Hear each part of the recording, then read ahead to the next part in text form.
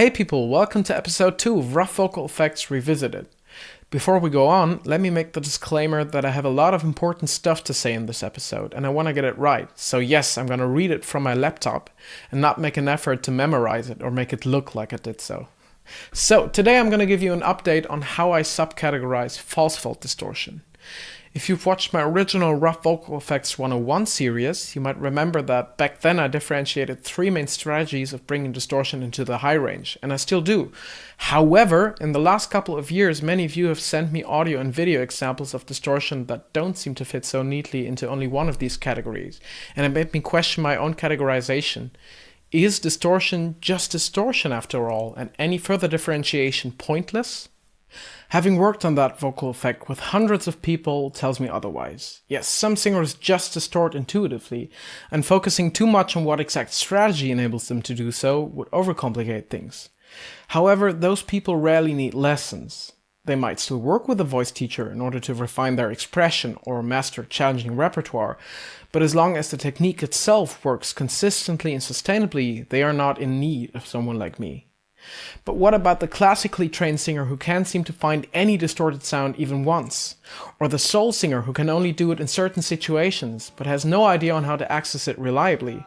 Or the punk singer who uses distortion all the time, but ends up being hoarse after each gig? Baby, baby, baby, I'd rather be blind. I've met all those people, and it reinforced my belief that in order to teach them distortion successfully, one needs clear strategies. I'm also a defender of the idea that as a singer you can and should teach yourself. That doesn't mean you shouldn't take voice lessons, but it means that a teacher can only ever be an addition to the work you do on your own voice. Someone who monitors that process, or tries to help you out when you're stuck, or provides answers and more questions to your questions. With my Rough Vocal Effects 101 series in 2020, I tried to share the knowledge and experience I had gathered up to that point. And now I'm going to do the same thing again, so grab something to drink and bear with me for this really nerdy presentation that I'm going to show you. So in my 2020 model of distortion, we have 3 strategies of making the false faults come together in the high range, namely twangy distortion, hypercompressed distortion, and push distortion. Before I give you some examples and further explanation, we're gonna assign colors to them. Blue for twangy, green for hypercompressed, and red for pushed. Now, so far I defined twangy distortion as using twang to bring the false faults together, or more precisely, making the false faults vibrate with the help of epilaryngeal narrowing. Sounds complicated, but it basically means that by making a nasty sound like this, the false faults have an easier time coming together. We could go even more into detail and question whether the sound we usually call twang is actually a narrowing of the epilarynx at all, or rather a narrowing of the space around the larynx, namely the laryngopharynx or hypopharynx, and whether that narrowing is front to back, or side to mid, or a combination of both, or something else entirely.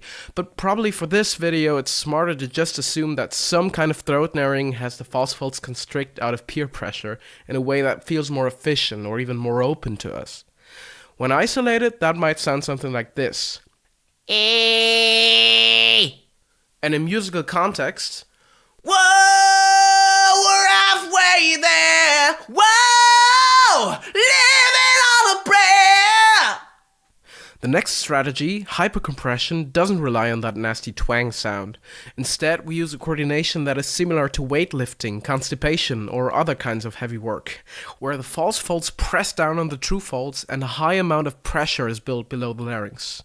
In medicine, this maneuver is called Valsalva. The Valsalva maneuver is a very popular technique used in weightlifting and powerlifting. During this maneuver, the lifter closes their throat, which keeps air from escaping the lungs. Then they forcefully contract the muscles of the abdomen and rib cage, creating rigid compartments of liquid in the lower torso and air in the upper torso. The idea behind the Valsalva maneuver is that it increases trunk stability, which can help lift a heavier load.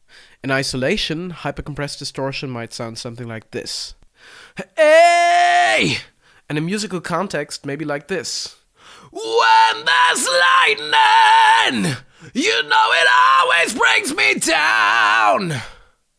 'Cause it's free and I see that it's me who's lost and never found.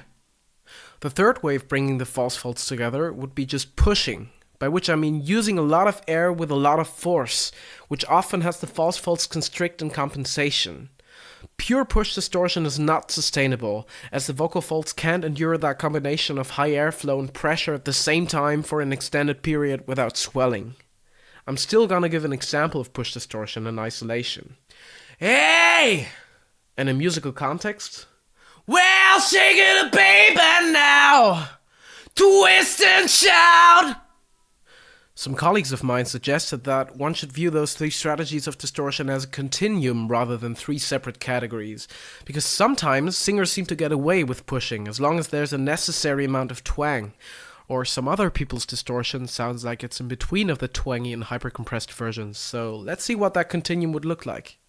If you put the strategies in this order, the graph can also be interpreted as a continuum of airflow, with hypercompressed distortion typically using the least air, to the point where you could sustain a hypercompressed sound for a minute or longer, and push distortion often using a lot of air, with breathiness being pushed way over its sustainable volume limit.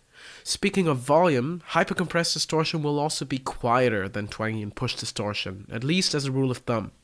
Students of mine also tend to describe hypercompressed distortion as the most effortful variant of distortion, but at the same time the one that allows for the highest level of control over subharmonics, as well as the amount of white noise in the sound.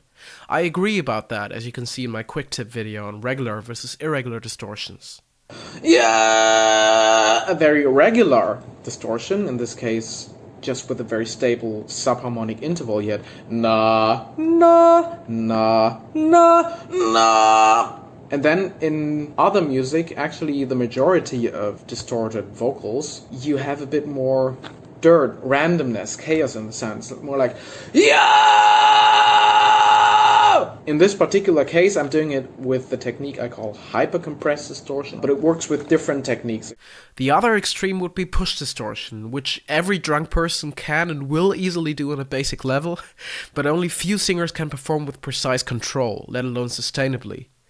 In this diagram, twangy distortion seems kind of like the slightly boring but safe happy mean, and it's the type of distortion most other vocal coaches will teach you, if they teach rough vocal effects at all, that is.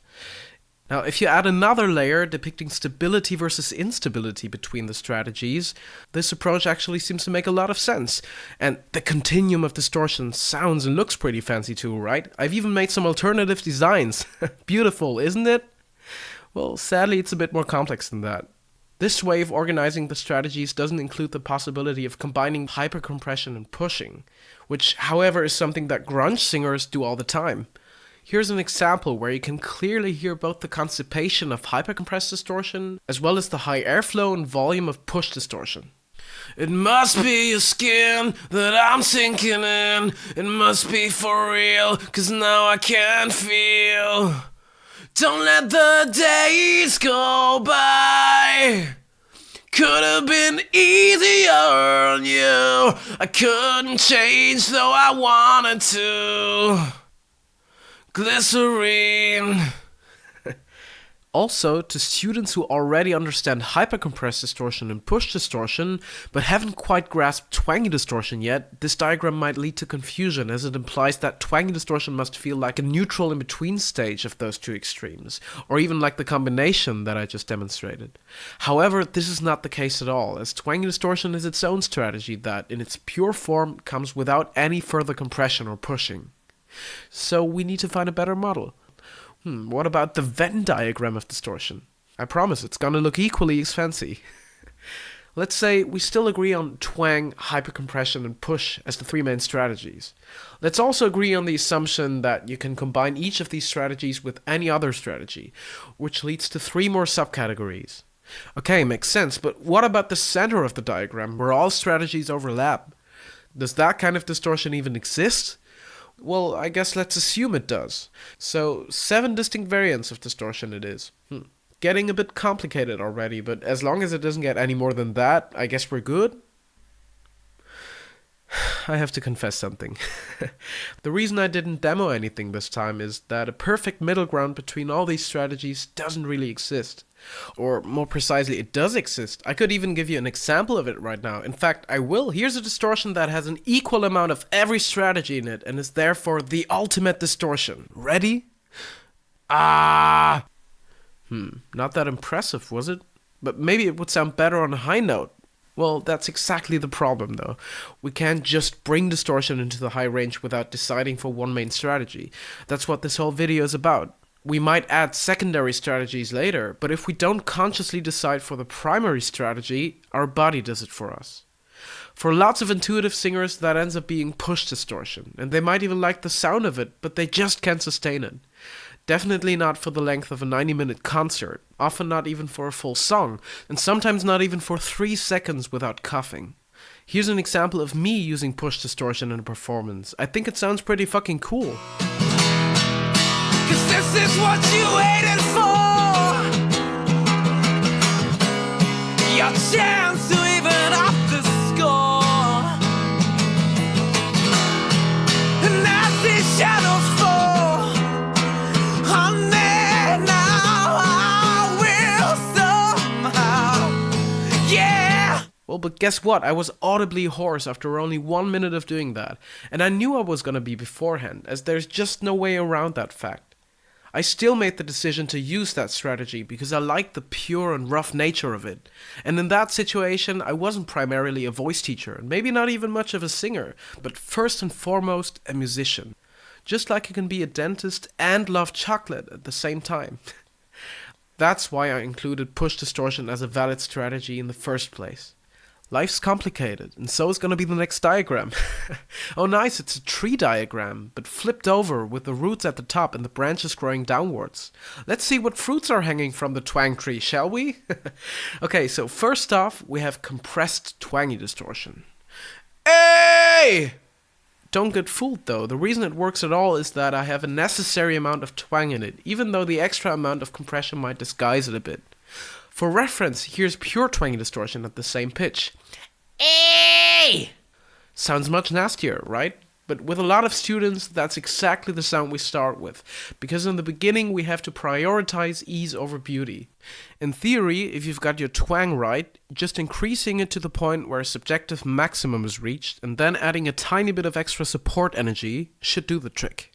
Sometimes people automatically find distortion just by twanging more than they are used to, without me even having to mention the topic of support. If it doesn't work, or only works with a lot of effort, or even leads to an uncomfortable feeling in the throat, the twang itself is not right, and we have to go back to the clean stage to fix the problem. But as soon as pure twangy distortion works consistently and reliably, we can experiment with adding compression to allow for a darker sound color, or even afford a bit of pushing. Here's what push twangy distortion sounds like. Hey! I demonstrated that one in a higher range because it really likes to live there. Pure twangy distortion at that same high range sounds like this. Hey! But by pushing into it, while keeping my necessary amount of twang, I get a much more beefy sound without wrecking my voice immediately. Here's an example of me using push twangy distortion in a song. How better ace that interview? How better ace that interview? I should tell them that I'm not afraid to die. How better ace that interview? Still a pretty rough performance, and as you probably noticed, I also fucked up the lyrics and guitar chords. But this time I can afford the roughness in that same high range without hurting my voice. Fellow voice teachers who are watching this might ask themselves, how was that a good singing example? But again, in that situation, I'm a musician who doesn't care about conventionally good technique. And by the way, neither do fans of punk and alternative music. Being able to give up some control, or at least sound like you're out of control, without hurting yourself is a super important skill in those genres. Next one, twangy hypercompressed distortion. Hey! Now this one's interesting, especially as we go higher in the range.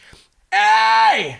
Because up there it sounds quite powerful, while not being nearly as loud as the actual twang-based distortion.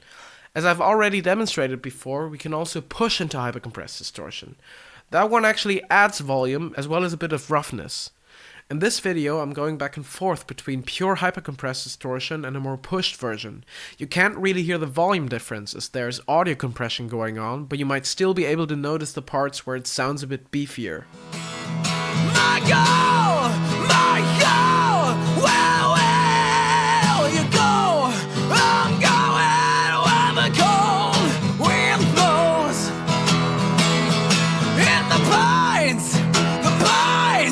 the sun shines, I'll shiver.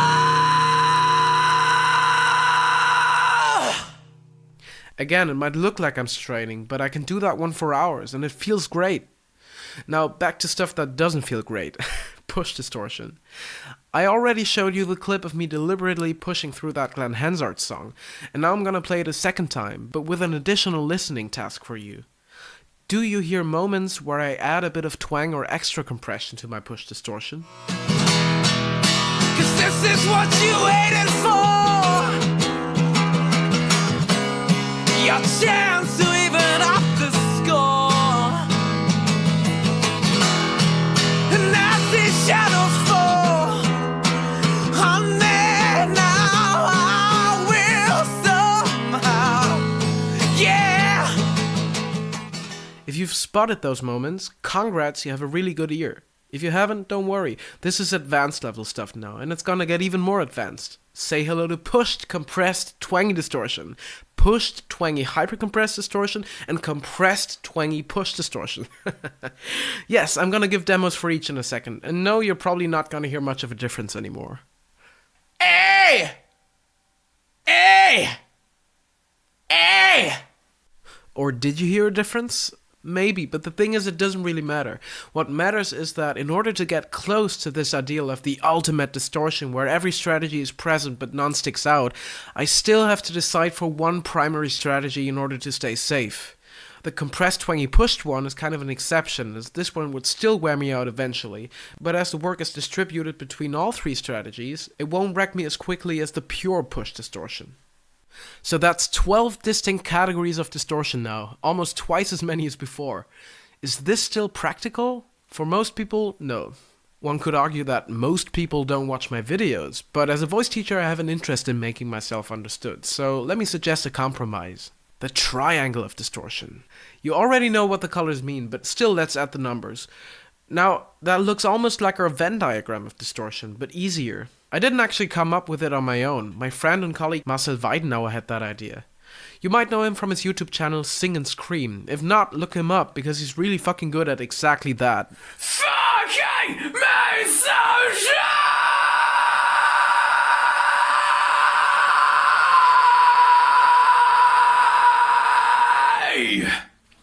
By the way, look who I've spotted in the video suggestions. Aliki, another super knowledgeable colleague of mine. If you're interested in screaming, definitely check her out.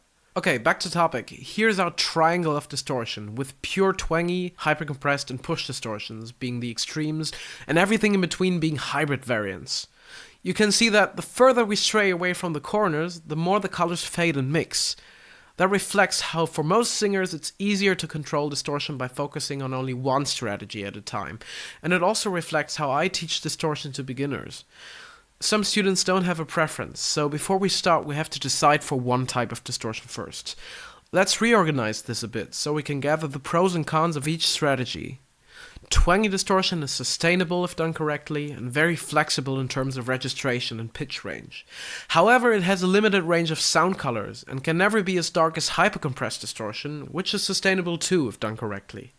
The downside of hypercompression is that it is not as flexible registration-wise, and using it at, let's say, high C will be much more effortful than with twangy distortion in the same range. As already said, push distortion can sound extra rough, but is not very advisable from a vocal health perspective. Finally, the Triangle of Distortion can also be used as an analytical tool.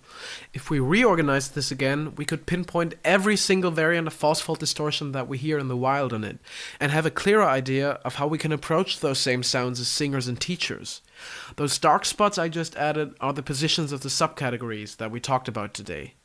Now it's starting to look more complicated again, but if we eliminate the unsustainable ones, we're left with 7 spots on the quadrangle. So, to sum it up, we have 3 main categories of distortion, 2 of them sustainable. We have 7 mixed or hybrid categories of distortion, 5 of them sustainable.